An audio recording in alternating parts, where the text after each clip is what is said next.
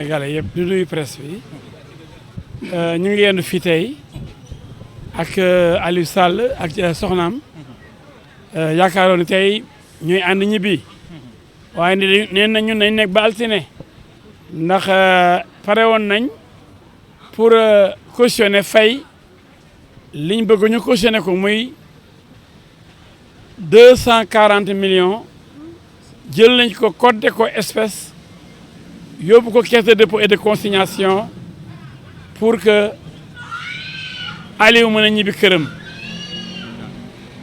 alors nee nañu bi juge bi jotee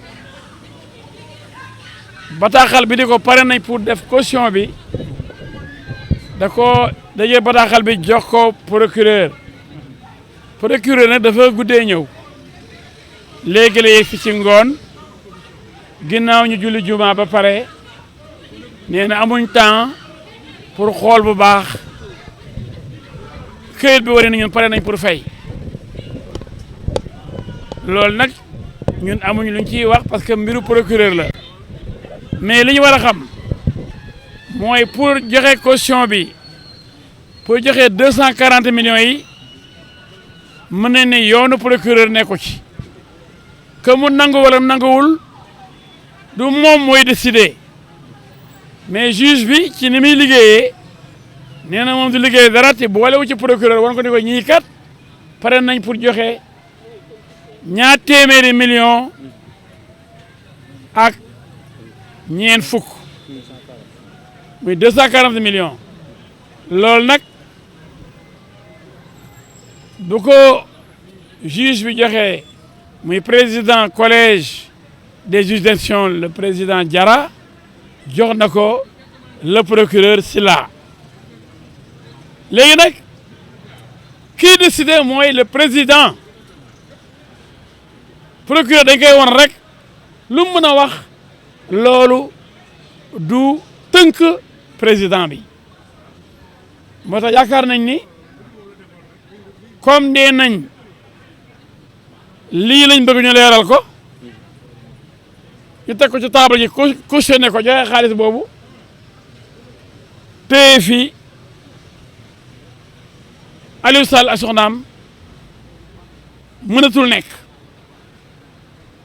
sauf bu fekkee ni jaay doole ak tooxal gor rek moo leen tax a jóg mais yoon li mu mayee mooy lii ñu leerul mu jël ko teg ko ci table ji téye leen ba mu leer bien que man xam naa ne leer na naññ ndax wax na leen ni mu demee moo ñi mu doon liggéeyal ak banque bi ko lebal ak ñim seqal amul dara lu lëndëm mais bu ñu bëggee ne dafa lëndëm ñu ne waa d'accord kon téyegub leen lii ndax xam naa ne da ngeen ñoo bëgg a tëj bu du ngeen may benn lay pour ngeen tëj ñu téye leen lii ngeen di leerul bien que leeral nañ leen lépp yi teg ngeen seen bët mais nanguwu leen waaye comme atteeguñu nega ni ko gum la ñuy def xaalis baa ngi nii bi ngeen ne leerul ngeen téye gum ko ba bu leeree ngeen delloo ñu sunu xaalis ci dañu koy delloo par force incha allah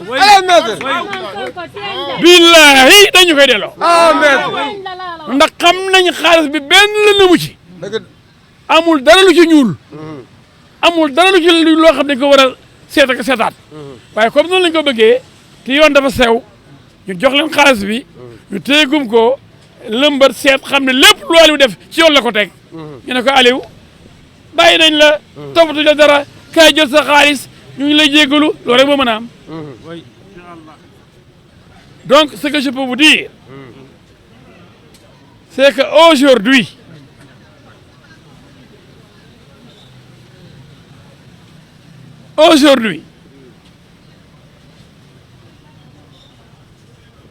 le couple Sall, monsieur Aliou Sall et son épouse, le couple Sall a offert de cautionner la somme de 240 millions de francs pour obtenir sa liberté. Ce couple n'a rien volé. Ce couple possède une société immobilière qui a fait des transactions claires, limpides, légales, normales. C'est pourquoi quand on demande à ce couple l'origine de quelques sommes de 150 millions, de 70 millions et de 20 millions, le total fait 240 millions. Aliou Sall a donné les justificatifs. Il a montré toutes ces opérations, des opérations avec la banque, avec des partenaires, avec des amis, pour monter un projet immobilier. Il n'y a rien d'illégal dans ce qu'a fait Aliou Sall. Mais malgré tout, et pour obtenir sa liberté et celle de son épouse, M. Aliou Sall a aujourd'hui sorti en espèces 240 millions comme caution à déposer à la caisse de dépôt et de consignation. Mais, monsieur le procureur est arrivé très tard après la prière. Nous sommes là depuis ce matin.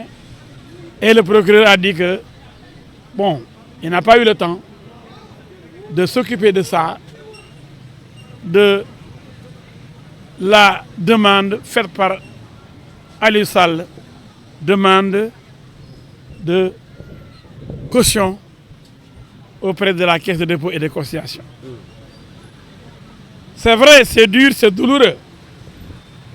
Et le juge d'instruction n'était pas tenu de communiquer la demande au procureur.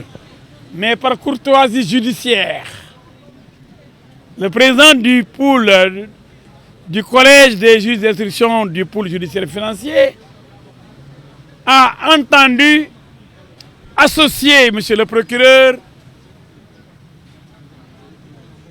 à sa prise de décision, bien qu'il ne soit pas tenu de suivre l'avis du procureur. Mais je crois que c'est dans un cadre de courtoisie judiciaire seulement. Mais la loi ne le prévoit pas. La loi ne prévoit pas la communication de la demande de l'offre de consignation de cautionnement à monsieur le procureur. Ce n'est pas prévu par la loi. Mais le juge veut associer le procureur à sa prise de décision. Mais comme vous le savez, le juge, il est souverain. Le juge, il a l'impérium.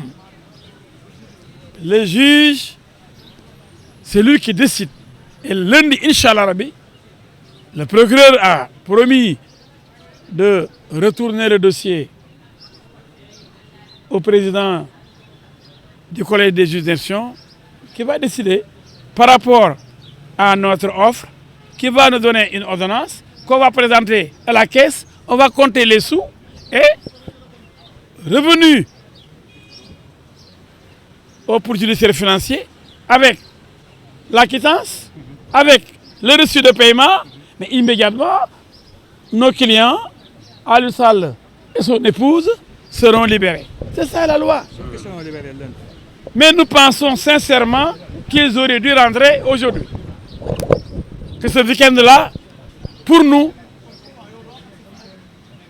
est une souffrance, une douleur de plus, une humiliation de plus. On aurait pu les libérer et les convoquer le lundi matin. Parce qu'aucune de ces instructions n'a encore été posée. On aurait pu leur demander de rentrer et de revenir sur convocation le lundi.